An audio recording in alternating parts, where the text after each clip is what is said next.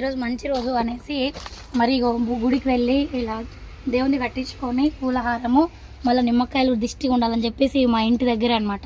So ఈ విధంగా మేము బండికి అయితే పూజ చేయించుకొని వచ్చేసాము. అంటే మనీ సేవ్ చేసుకోవడం వల్ల మాకు సమయానికి అందుబాటులో బండి తీసుకోవడానికి చాలా ఈజీగా అయింది, లేకపోతే చాలా కష్టం అయిపోయేది. హాయ్ హలో అండి, welcome to Raja Rani Telugu channel. This is Revathi. Friends, ఈరోజు వచ్చేసి ఒక టాపిక్ అయితే చెప్తానండి. సో నేను సేవ్ చేసిన అమౌంట్తోనే మా మామయ్య గారికి అయితే సెకండ్ హ్యాండ్లో బండి తీసుకున్నామండి. సో అది ఎలా తీసుకున్నాను, ఎంత అమౌంట్ సేవ్ చేస్తానండి మీకు ఈ వీడియోలో చెప్తాను. వీడియోని అయితే ఎక్కడ మీరు స్కిప్ చేయకుండా మొత్తం అయితే చూడండి. సో నేను ఆల్రెడీ ప్రీవియస్గా ఒకసారి చెప్పాను, 40 రూపీస్ అయితే సేవింగ్స్ అని స్టార్ట్ చేశాను. అలాగే అంతకుముందు కూడా కొంత అమౌంట్ అయితే సేవ్ చేశానండి. అలాగే ఇప్పుడు మా మామయ్య వచ్చేసి జాబ్కి వెళ్తుంటారనమాట. తనకి డైలీ ఎంత లేదన్నా 80 రూపీస్ అయితే పర్ డే పడుతుందండి ఆటో చార్జెస్కి రావడానికి పోవడానికి. సో ఇలా డైలీ 80 రూపీస్ అంటే మన దగ్గర అవైలబుల్ ఉండాలండి. ఒకరోజు 2 రోజులు అంటే ఇస్తాము, లేదంటే ఒక వారం ఇస్తారు. కానీ ప్రతి నెల ఇవ్వాలి, ప్రతిరోజు ఇవ్వాలన్నా కానీ మనకు అమౌంట్ అనేది ఆ సమయానికి ఉండకపోవచ్చు.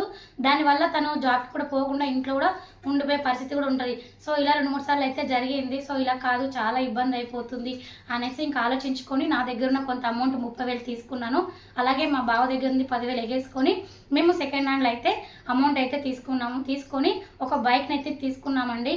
అలా కాకుండా డైలీ మేము 80 రూపాయలు పెట్టుకుంటూ వెళ్దాం అనుకోండి, మాకు నెలకి ఎంత లేదన్నా ఓన్లీ మాకు ఆటో ఛార్జెస్కి వచ్చేసి 2,500 రూపాయలు నెలకి అవుతుంది. అయితే సంవత్సరానికి వచ్చేసి ఎగ్జాక్ట్గా 30,000 రూపాయలు అయితే ఓన్లీ ఆటో ఛార్జెస్కి అయిపోతుంది.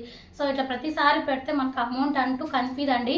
సో వచ్చిన జీతం వల్ల ఇట్లా ఛార్జెస్కి వాటికి వీటికి అయిపోతూ ఉంటుంది అనేసి చాలా ఆలోచించి ఒక నిర్ణయం అయితే తీసుకున్నానండి. ఏమీ లేదు, నేను ఆల్రెడీ మీకు చెప్పాను, సేవింగ్స్ అయితే చేస్తూ ఉంటాను. ఇట్లా మంత్లీ 500 కానీ, అలాగే మొన్న రీసెంట్గా చెప్పిన 40 రూపీస్ ఛాలెంజెస్ కానీ ఇలా చేశాను. సో అట్లా నేను కొంత అమౌంట్ సేవ్ చేసిన డబ్బుతోనే ఒక 30,000 అయితే సేవ్ చేశానండి. సో దానికి ఇంకా తోడు మా హస్బెండ్కి కూడా అడిగానండి. తను ఒక 10,000 వరకు ఇచ్చారు. సో మేము 40,000లో ఒక సెకండ్ హ్యాండ్లో అయితే బైక్ తీసుకున్నామండి. అంటే అది సెకండ్ హ్యాండ్ అంటే మరీ ఎక్కువ ఈ సంవత్సరాలు వాడింది అయితే కాదు. దాన్ని తెలిసిన వాళ్ళ దగ్గరే ఒక 4 నెలలు 5 నెలలు వాడారు. సో అది చూసుకొని మంచిగా అంత ఇంజన్ ఎలా ఉంది, వర్క్ ఎలా చేస్తుంది, ఏమైనా ప్రాబ్లమ్స్ ఉన్నాయా, ఫిట్టింగ్స్ ఏంటి అన్నీ క్లియర్గా తీసుకున్నామండి. అన్నీ బాగా దగ్గరుండి చెక్ చేసుకొని తీసుకున్నాము. సో మాకైతే ఈజీగా 40,000 రూపాయలు అయితే వచ్చేసిందండి. అంటే మనం ఒక సంవత్సరానికే మనం 30,000 అనుకున్నాం కదండి.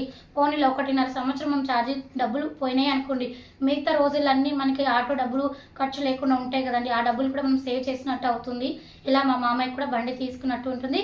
తన సమయానికి తన జాబ్కి వెళ్తున్నట్టు అనిపిస్తుంది అనేసి ఈ యొక్క ఆలోచన చేసి నేను సేవ్ చేసిన అమౌంట్తో అయితే బైక్ తీసుకున్నాను. అది కూడా ఈరోజు మంచి రోజు అనేసి మేము గుడికి వెళ్ళాము. మేము మా హస్బెండ్ మా అత్తయ్య అందరం వెళ్ళామండి. సో ఆ బైక్ని కూడా మేము పూజ చేయించుకుని వచ్చాము. మీకు ఒకసారి చూపిస్తాను, చూసేయండి. గుడికి వెళ్ళేసి మేము కొత్త బైక్ అని పూజ చేయించుకొని వచ్చేసామండి.